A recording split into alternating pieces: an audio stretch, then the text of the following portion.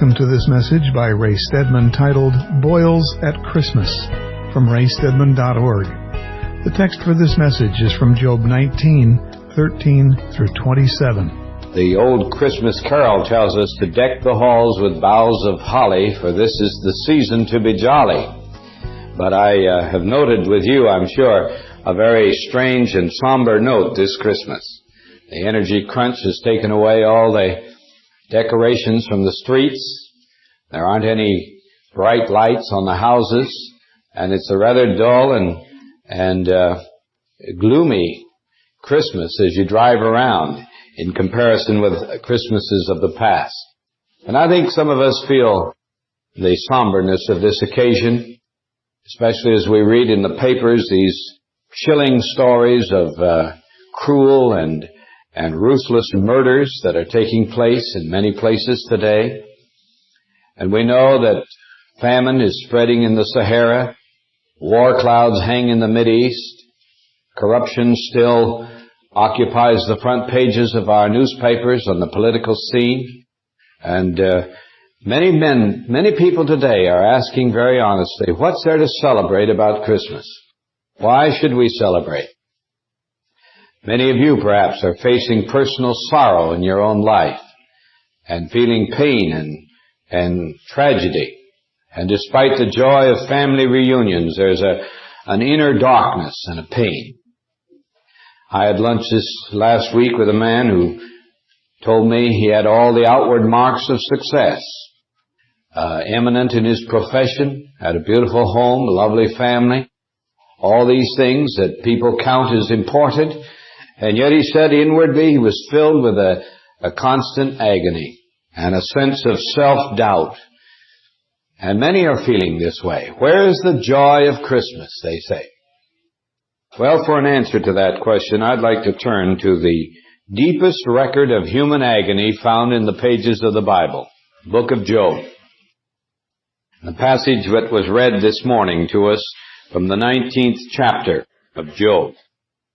You know the story of Job, one of the most agonizing records of history, what happened to this man Job. This is the story of a man who lost all the things that humans count as necessary for the most part in life. All that men count important or worthwhile, this man had and then he lost. And it's an amazing story of disaster that strikes the human spirit. You remember how Job started out, and we're given a look at the scene behind the scenes when Satan gains access to this man, and then on a single day, tragedy strikes in this man's life, and all the wealth and possessions that he had were swept away in disaster after disaster that hits him. His flocks are stolen. His sheep and camel are gone. His houses are ruined and demolished. And then as a crowning blow on that day, all his children, his 7 beautiful children, are his 9 of them, 7 sons and 3 daughters, all were killed in one tragic collapse. What did I say? All of them were killed on one day. And what a tragic thing that must have been. We read today of families that are wiped out in a single airplane accident, and know the heartache and trouble that must bring to a heart. And here is a man who had suffered the loss of his 7 sons and 3 daughters all in one single day. That's 10, isn't it?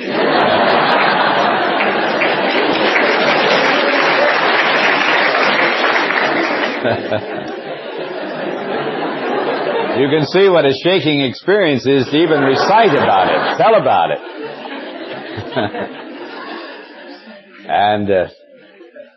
And then, as you know, this wasn't enough. Satan went back to God and he asked permission to afflict Job personally, physically. And there came upon him a terrible siege of boils, loathsome running sores that went on for week after week after week. And they're agonizing. Anyone who's ever had a boil or a carbuncle knows how terribly painful it is. And here was a man who had them from head to toe. And he sat in the dust heap and bemoaned his fate and felt abandoned by all his friends, and even his wife finally reached the end of her endurance and her patience. And she turned from supporting him in his agony and reproached him and told him to curse God and die. Job sat alone in the ash heap and bemoaned the terrible lot that had come to him and saw no reason for it, no explanation of it in his life at all.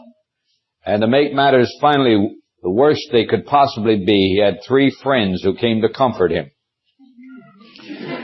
And they sat there for a week and didn't say anything, which was wise. But then they began to talk. And their argument was all directed in one direction only, that suffering like this can only come as a result of hidden sin in an individual's life. That Job was covering up something. And that unjust accusation just wiped out his human spirit. He just felt himself so unjustly treated. He cries out in his agony to God. Out of that agony comes this painful cry of Job. In the beginning with the 13th verse of chapter 19, he summarizes his difficulties. He has put my brethren far from me, he says, and my acquaintances are wholly estranged from me. My kinsfolk and my close friends have failed me. Very ones he looked to for comfort. In fact, just a little earlier in this book, he has called these 3 friends, you miserable comforters. And they failed him. The guests in my house have forgotten me. My maidservants count me as a stranger. I have become an alien in their eyes. I call to my servant, but he gives me no answer. I must beseech him with my mouth. I am repulsive to my wife, loathsome to the sons of my own mother. Even young children despise me. When I rise, they talk against me. All my intimate friends abhor me, and those whom I loved have turned against me. My bones cleave to my skin and to my flesh, and I have escaped by the skin of my teeth. That is, escaped death by the skin of my teeth. That, by the way, is the origin of that expression that you've used. The skin of my teeth. It comes from Job. Have pity on me, he cries. Have pity on me, O you my friends, for the hand of God has touched me. Why do you, like God, pursue me? Why are you not satisfied with my flesh? So he cries out of his anguished heart unto his friends to leave him alone, at least have the grace to leave him alone in his agony and his painful suffering. And the worst thing, I think, as you read this book and get the picture of Job, is his feeling that he can't reach God with this. That even if he could, the greatness of God is such that it would overwhelm him and he wouldn't be able to even explain how he feels.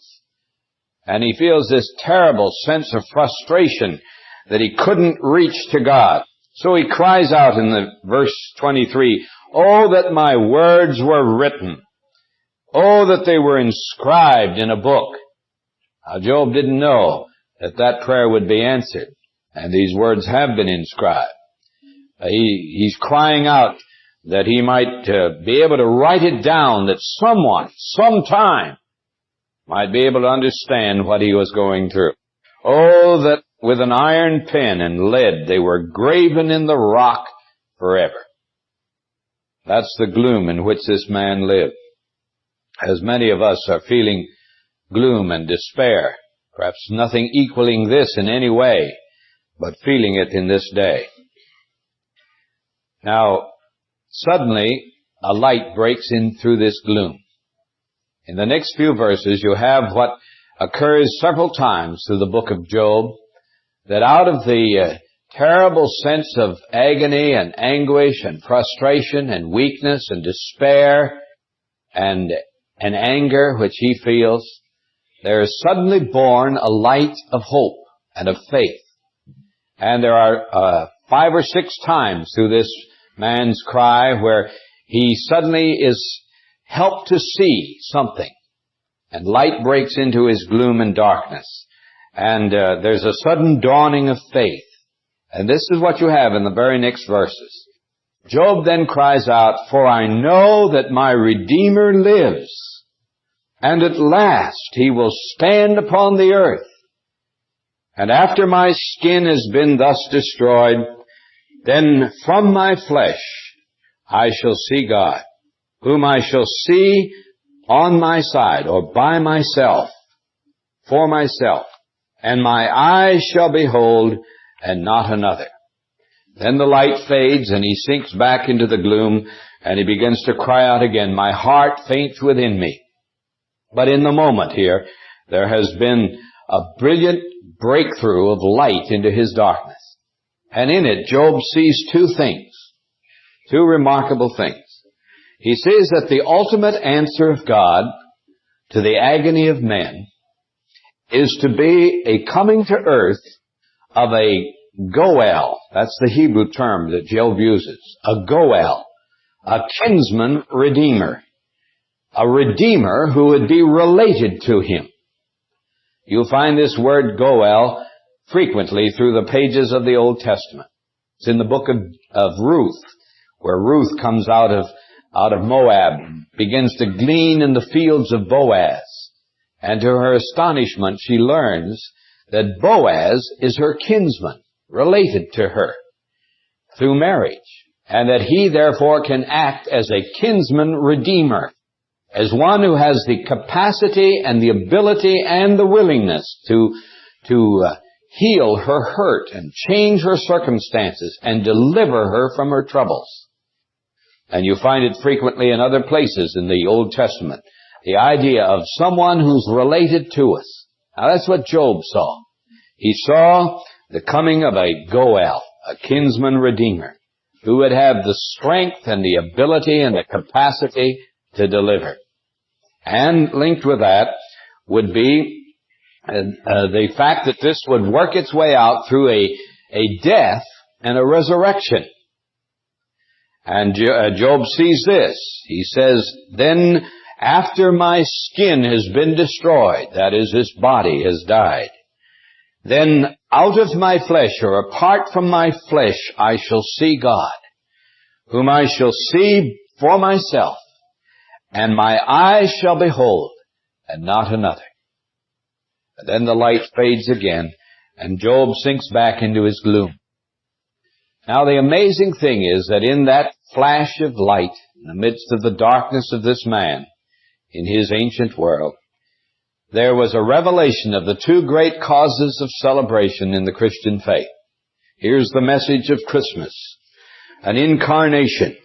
There shall come a goel, a kinsman redeemer to earth.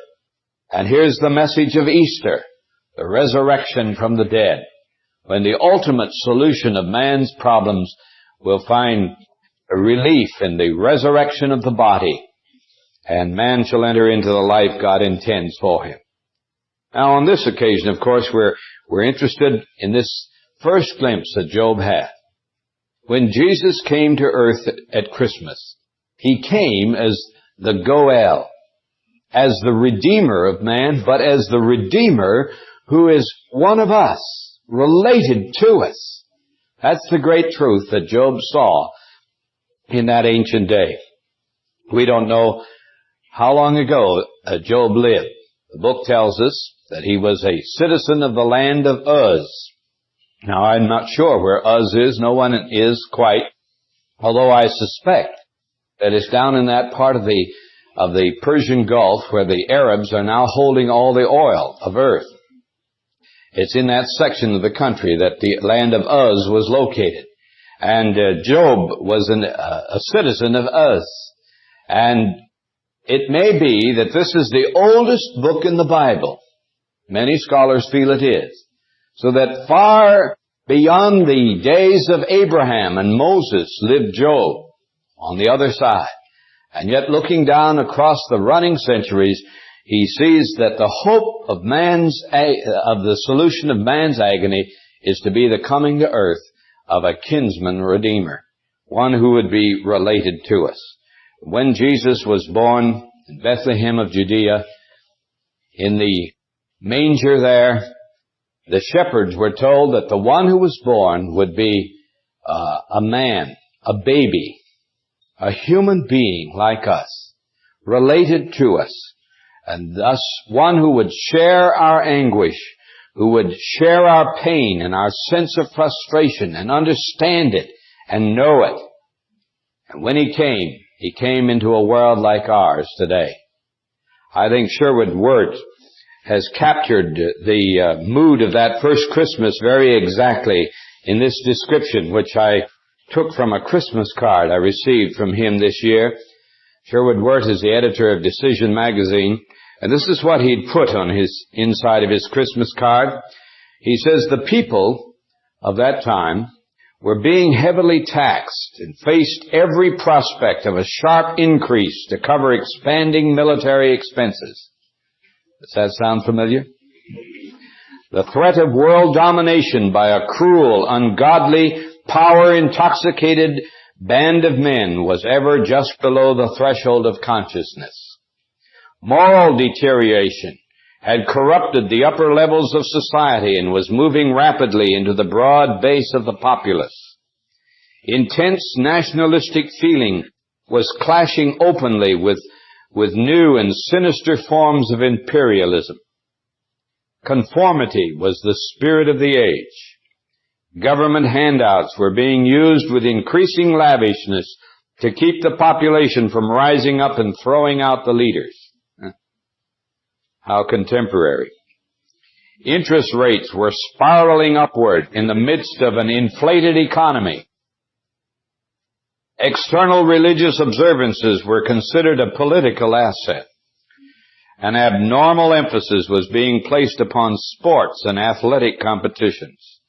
Racial tensions were at the breaking point. In such a time, and amid such a people, a child was born to a migrant couple who had just signed up for a fresh round of taxation and who were soon to become political exiles. And the child that was born was called, among other things, Emmanuel, God with us, the Goel, the kinsman redeemer.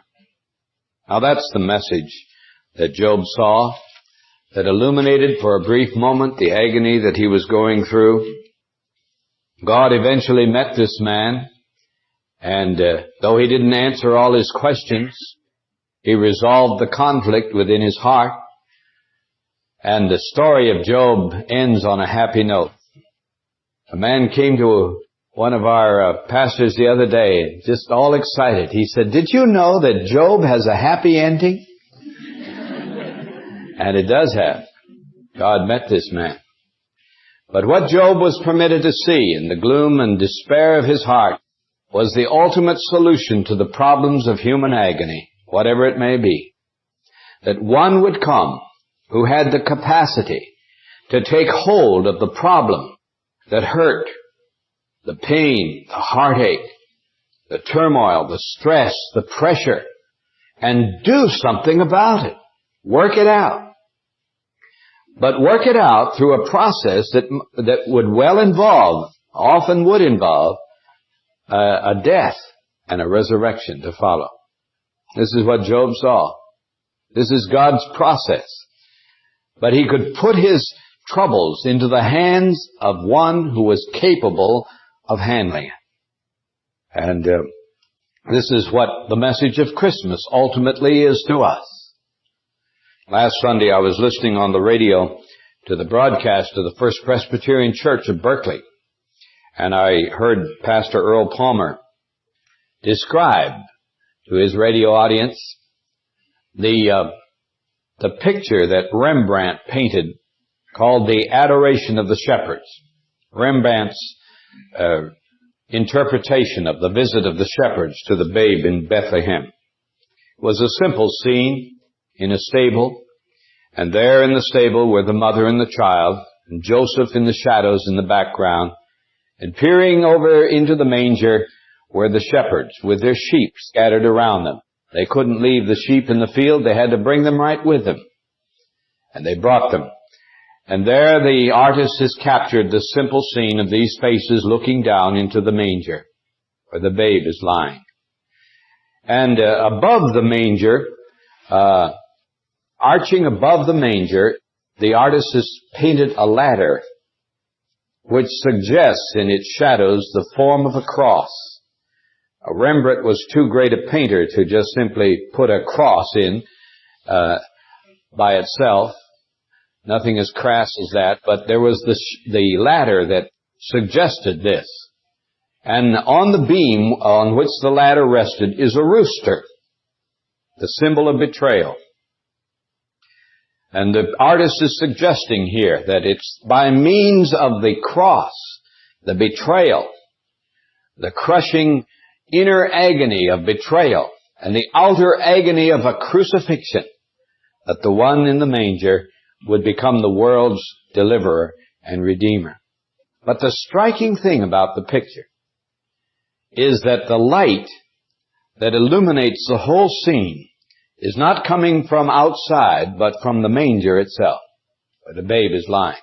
There's no halo over the babe, as medieval painters often painted, but the light that illuminates the faces of those looking in is streaming from the manger itself. And their faces are put into sharp relief as they look down, and you can see that it's the light. The light they see is coming from the babe himself. Now that was Rembrandt's very remarkable way of saying that the story of Christmas is the story of light in darkness.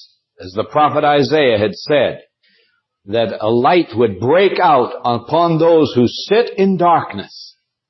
And through the centuries since, this has been the heart of the Christmas message, is that there is a light in the darkness of men's experience.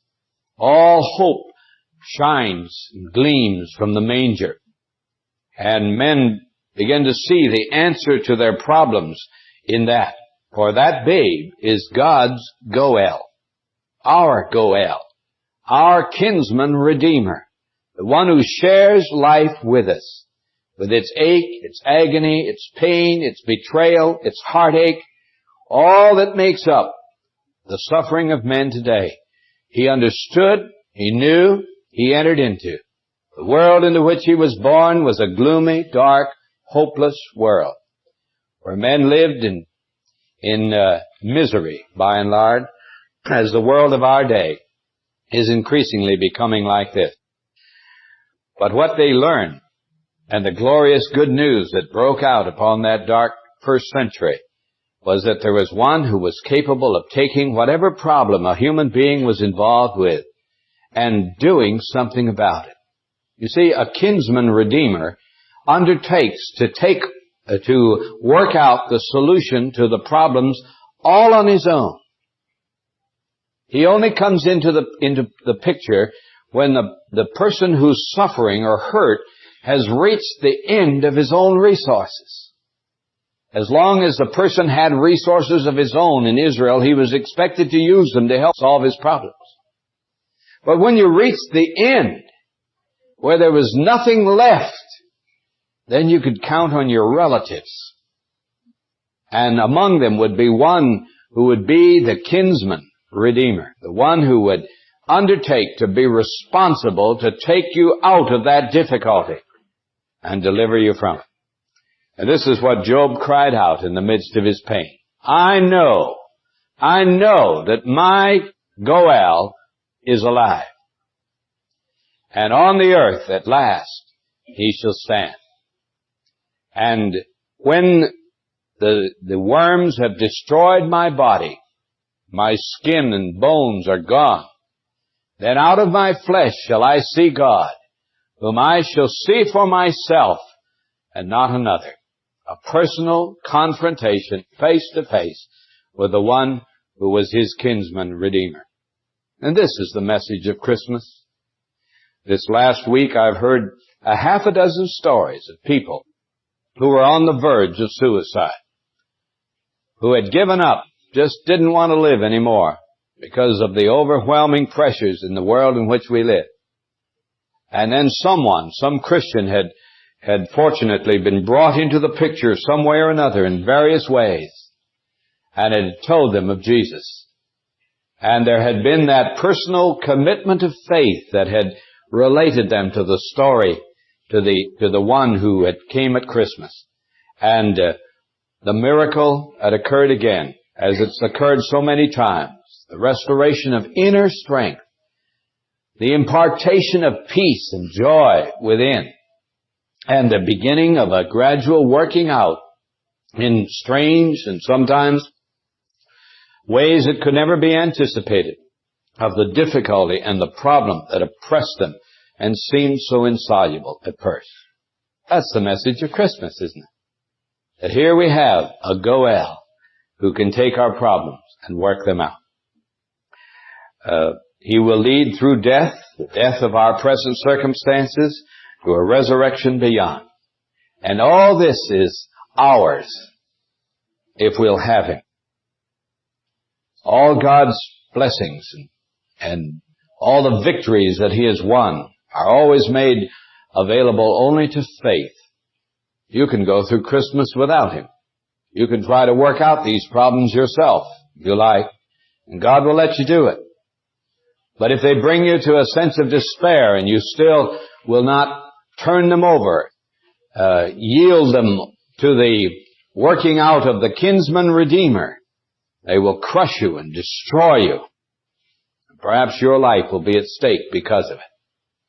But if you respond to the story of God, the offer of God, and by faith enter into a personal committal with this one who lives as our Goel and is able to take on the difficulties of our circumstances, you'll find that He, as He's done with millions of others, will lead you out of that difficulty, will give you peace and joy and a sense of oneness with Him, strengthen the inner man, and deliver the outer man in His own way and time, as it's happened to thousands of others. Now, I don't know, there may well be this morning many among us here who have been coming to this church for some time, and faith has been awakened in your heart. You've been coming because you feel there is an answer, perhaps to the difficulties of your life and the problems that you're going through. But you've not yet come to that moment of commitment where you hand it over to the one who has the capability of working it out. And if you're that person, or you're among them here, I'd like to ask you, while we're singing this closing song this morning, to just hand over your problems and your life to this living Goel, this kinsman redeemer, who's able to undertake for you. And out of the gloom and darkness and despair of your life, hope will be born afresh and anew.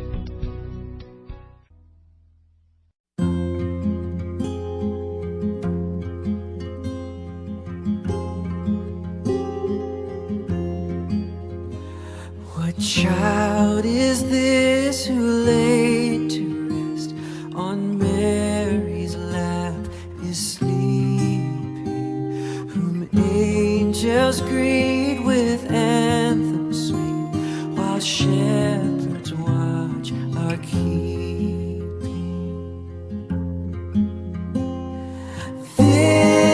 This is Christ the King, whom shepherds guard and angels sing. Haste, haste to bring Him, Lord, the babe, the Son of Mary.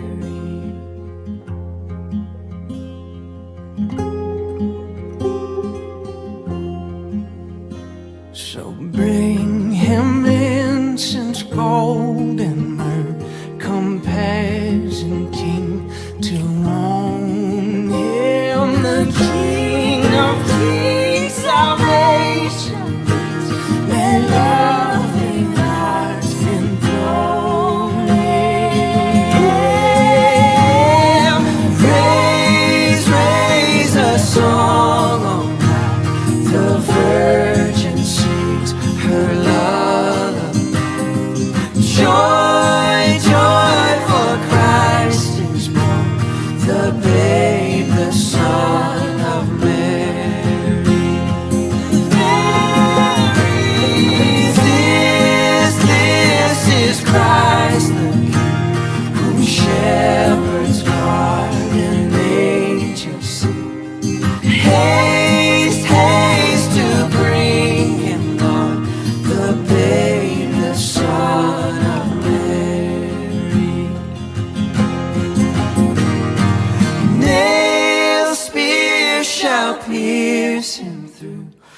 the cross he bore for me, for you.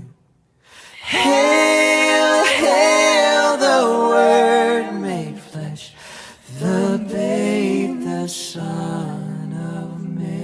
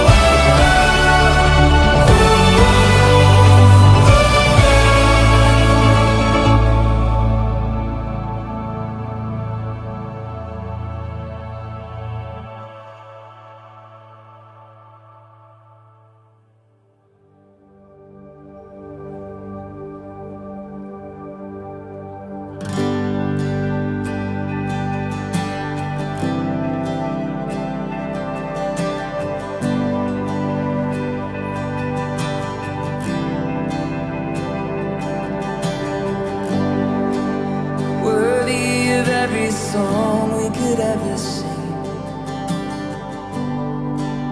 worthy of all the praise we could ever bring, worthy of every breath we could ever breathe. We live for you.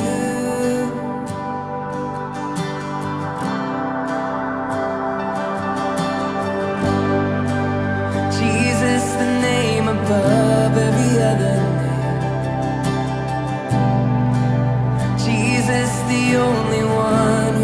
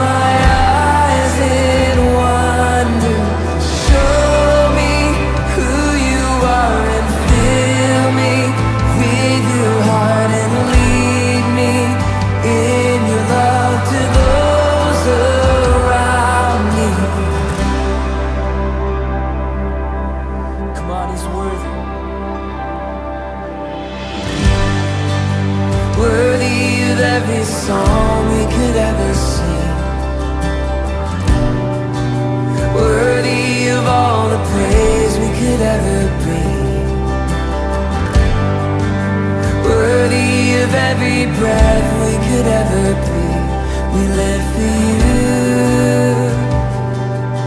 Oh, Jesus.